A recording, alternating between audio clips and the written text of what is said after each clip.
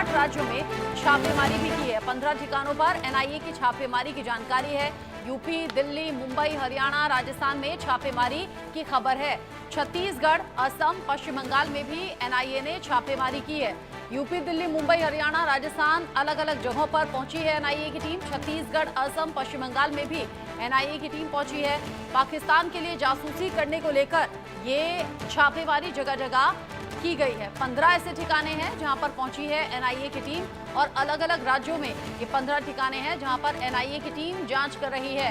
हम देख रहे हैं कि पाकिस्तान के लिए जासूसी करने वालों की जो संख्या है वो लगातार बढ़ती हुई नजर आ रही है। देश के अलग अलग हिस्सों में बैठे हुए लोग पाकिस्तान के लिए जासूसी का काम कर रहे हैं और ऐसे में उन जासूसों को न सिर्फ पकड़ना बल्कि उनके लिंक्स खंगालने का काम भी यहाँ जांच एजेंसियां कर रही हैं। और इसीलिए एनआईए की टीम देश के अलग अलग राज्यों में 8 के करीब राज्य, 15 के करीब ठिकाने जहां पर पहुंची है एनआईए की टीम।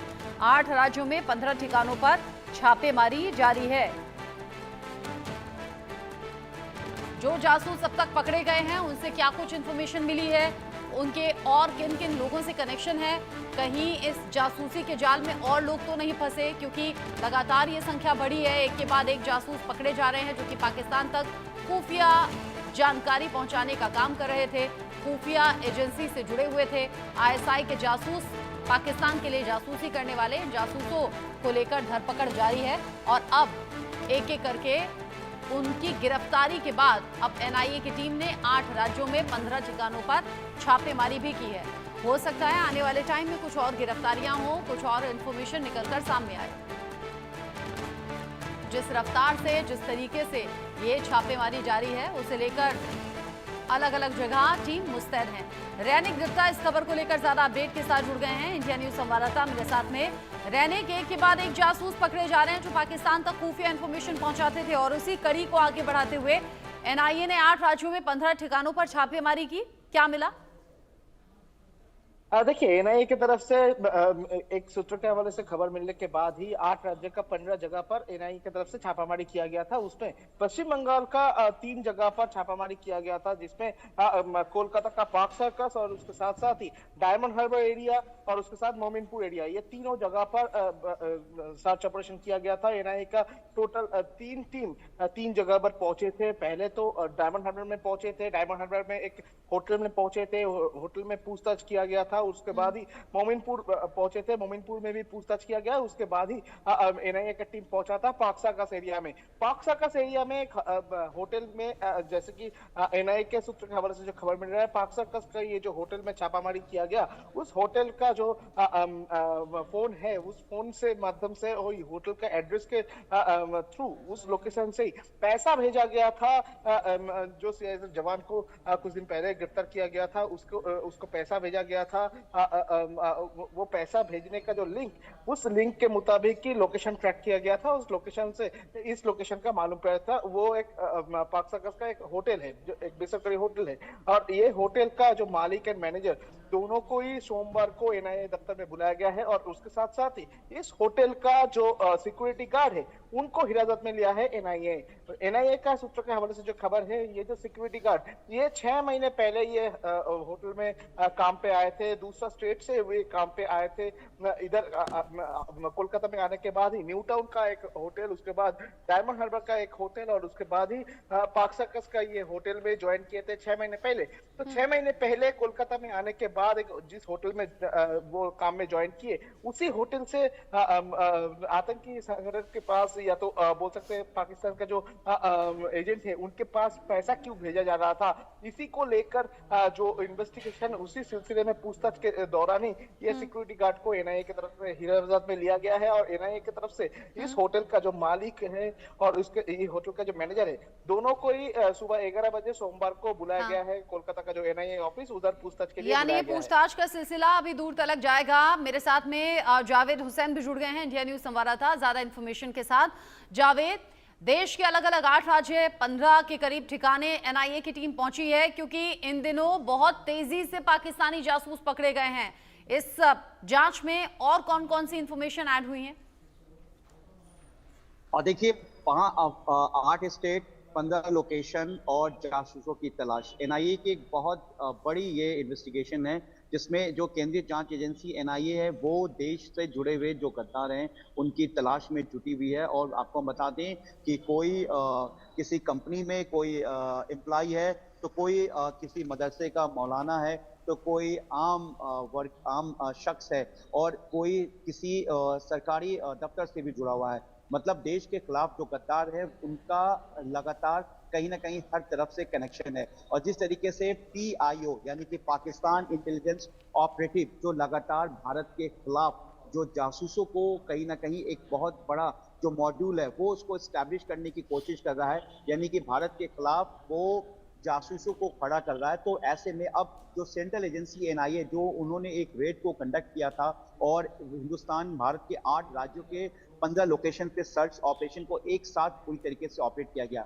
हम आपको बता दें कि ये जो ऑपरेशन है एनआईए की तरफ से ये शनिवार के दिन जो है इसको ऑपरेट किया गया था, और एक साथ सुबह के वक्त ही जो 8 स्टेट है वहां पर इसको पूरी तरीके से जो है इसको ऑपरेट किया गया था। और इसमें जो सबसे बड़ी बात ये कि मैं आपको बता दूं कि इसमें जो बब्बर खालसा इंटरनेशनल यानी कि बीकेआई के भी कुछ कनेक्शन के नाम सामने आए हैं, और जिसको लेकर भी इस रेड का वो पार्ट था। बीकेआई का नाम इसलिए सामने आ रहा है कि बब्बर खालसा इंटरनेशनल जो आतंकी प्रतिबंधित संगठन है खालिस्तानी, इसका जो प्रमुख है रिंदा, और रिंदा के अलावा इसके कई और जो लोग हैं वो इस वक्त विदेश में बैठे हैं, लेकिन रिंदा इस वक्त पाकिस्तान में बैठा हुआ है और पिछले कई सालों से पाकिस्तान में बैठकर आईएसआई और पीआईओ और आतंकियों के साथ मिलकर भारत के पंजाब और पंजाब के अलावा राजस्थान और दूसरे स्टेट में टेरर मॉड्यूल को अंजाम दे रहा है। इस रेड के पीछे की सबसे बड़ा मकसद ये है कि जिस तरीके से अभी हाल में ही जो लगातार जो देश के गद्दार जिन्होंने देश के खिलाफ जासूसी कर रहे थे उनको गिरफ्तार किया गया है, उनको पकड़ा गया, उनसे जिस तरीके की लीड मिल रही है, जिस तरीके की इंफॉर्मेशन मिल रही है, उसके बेस पर देखिए राजस्थान से 2 भाइयों को गिरफ्तार किया गया। एक भाई मौलाना था, उसका पहले पीआईओ से कनेक्शन नहीं था, उसका आईएसआई से कनेक्शन नहीं था, लेकिन उसका दूसरा भाई जिसे कल दिल्ली पुलिस के स्पेशल सेल ने पहले हिरासत में लिया, उसके बाद गिरफ्तार किया। गिरफ्तार करने से पहले उसके खिलाफ कई अहम सबूत मिले, उसके बाद उसको पटियाला कोर्ट में प्रोड्यूस किया गया, जहां से उसे 5 दिन की पुलिस कस्टडी में भेजा गया, यानी कि स्पेशल सेल की कस्टडी में। स्पेशल सेल सूत्रों का कहना है कि कई अहम ऐसे खुलासे अभी होना बाकी है जिसको लेकर अभी कई देश के जो गद्दार है उनके बारे में पता लगना है, और कई हैंडलर्स हैं जो पीआईओ के इशारे पर यानी कि पाकिस्तान इंटेलिजेंस ऑपरेटिव के इशारे पर ये पूरे मॉड्यूल को अंजाम दे रहे थे। देखिए जो 8 स्टेट है जहां पे 15 लोकेशन पर सर्च ऑपरेशन किया गया है, वहां पर एनआईए को कई अहम दस्तावेज, कई ऐसे एविडेंस मिले हैं जिससे ये साफ जाहिर होता है कि इन लोकेशन से उन जासूसों का पूरा कनेक्शन था। और ऐसे में कई और जासूस जो अभी तक हिडन तरीके से भारत में छुपे हुए हैं, या जो ऐसे लोग जिनका कोई मामला सामने नहीं आ रहा है, जो कहीं ना कहीं अभी भी रडार पे बचे हुए हैं एजेंसीज के, तो वैसे लोगों को सामने लाना है। लेकिन चौंकाने वाली बात यह है कि ऐसे जासूस जो देश के लिए गद्दारी कर रहे थे, उसमें जो सगे भाई कासिम जो कि मौलाना था, ये पाकिस्तान 2 बार जा चुका था। इसके अलावा मैं आपको बात करूं अगर हरियाणा के जासूसों की जो देश के गद्दार थे, ज्योति मल्होत्रा, इसके अलावा मेवात में भी कल एक और शख्स। अच्छा जावेद, एक बात बताइए, एक बात बताइए, ऐसा नहीं है कि किसी एक धर्म से जुड़े हुए ये पाकिस्तानी जासूस हैं, यानी कि जो पाकिस्तान के लिए खुफिया इंफॉर्मेशन वहां भेज रहे थे वो किसी एक धर्म के नहीं हैं, ये अलग अलग धर्म से जुड़े हुए लोग हैं। यानी ये नहीं कहा जा सकता सिर्फ मुसलमान ऐसा कर रहे थे, हिंदू भी कर रहे थे, मुसलमान भी कर रहे थे, देश के अलग अलग राज्यों से अब ऐसे लिंक निकल रहे हैं। ये सब कुछ अगर अभी तक की पड़ताल में कुछ साफ हो पाया हो, ये सब कुछ कर क्यों रहे थे? क्या ये पैसे के लिए कर रहे थे या कोई और दूसरे तरीके का प्रेशर था? देखिए इसमें बात यहाँ पर हिंदुस्तान में हिंदू मुसलमान या किसी धर्म से नहीं है। ये वो गद्दार है, ये वो जासूस हैं जो चंद पैसों के लिए अपनी मजबूरी जिसका फायदा पीआईओ ने उठाया। क्योंकि जिस तरीके से दानिश जो कि पाकिस्तान हाई कमीशन में बैठा था और वो बेहद शातिराना तरीके से पीआईओ के इशारे पर यहाँ के लोगों को आइडेंटिफाई कर रहा था रचना जी, उसके बाद किस तरीके से जो लोग पाकिस्तान जाना चाहते थे, कई अपने रिश्तेदारों से मिलना चाहते थे, कई अपने सगे भाइयों से मिलना चाहते थे, उनके परिवारों से मिलना चाहते थे, तो ऐसे लोगों को वो दानिश पूरी तरीके से मजबूरी का फायदा उठाया। कई मलेरकोटला की ऐसी महिलाएं हैं जो विधवा थी और जिनके पति नहीं थे, उनसे पैसे का लालच, उनके मजबूरी का फायदा और उनको शादी का झांसा देकर उनको तैयार किया गया। कुछ को पाकिस्तान भेजने के मकसद से भेजा, फायदा उठाया गया, कुछ को पैसे का लालच था, कुछ को हाई लिविंग स्टाइल, किसी को अपना अच्छा करना था। तो यहाँ पर हिंदू मुस्लिम सिख ईसाई से नहीं है, ये वो गद्दार है जो अपने मकसद के लिए उन्होंने देश के खिलाफ गद्दारी की। और ऐसे कई गद्दार है। देखिए, आपको पता है कि आप पेशे से एक मौलाना है और आप हिंदुस्तान में रह रही हैं या आप हिंदुस्तान के हैं, तो आप अगर भारत के खिलाफ कोई भी गोपनीय या कोई भी ऐसे सिम या कोई ऐसे एविडेंस जब आप पाकिस्तान के पीआईओ को दे रही हैं या आईएसआई को दे रही हैं, तो आपका साफ मकसद जाहिर होता है कि आप देश के खिलाफ गद्दारी कर रहे हैं। एक आम इंसान को किसी भी भारत के सैन्य ठिकानों, लोकेशन से, एयरपोर्ट से या फिर कोई कॉन्फिडेंशियल लोकेशन के वीडियो बनाने का कोई मतलब नहीं बनता। लेकिन जब आप बना रहे तो इसका मतलब मकसद साफ है कि आपको पैसे का ऑफर दिया जा रहा है, आपको हनी ट्रैप किया जा रहा है। और आज के वक्त जिस तरीके से भारत और पाकिस्तान के रिश्ते और तनाव है, और एयर स्ट्राइक के बाद जिस तरीके से पहलगाम में 26 बेकसूरों को मारा गया,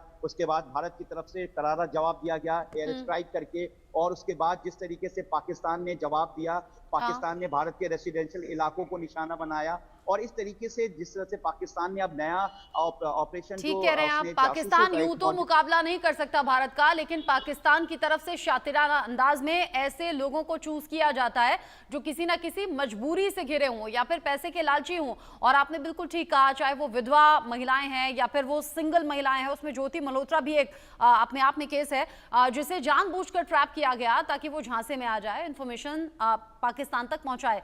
बहुत शुक्रिया आपका जावेद, ये पूरी जानकारी दर्शकों तक पहुंचाने के लिए। इस बीच एक और बड़ा अपडेट, पाकिस्तान के लिए जासूसी के आरोप में एक और गिरफ्तारी की खबर है। एनआईए ने एक सिक्योरिटी गार्ड को गिरफ्तार किया है। कोलकाता से एक होटल का सिक्योरिटी गार्ड पकड़ा गया है। गार्ड से पूछताछ अब एनआईए की टीम कर रही है।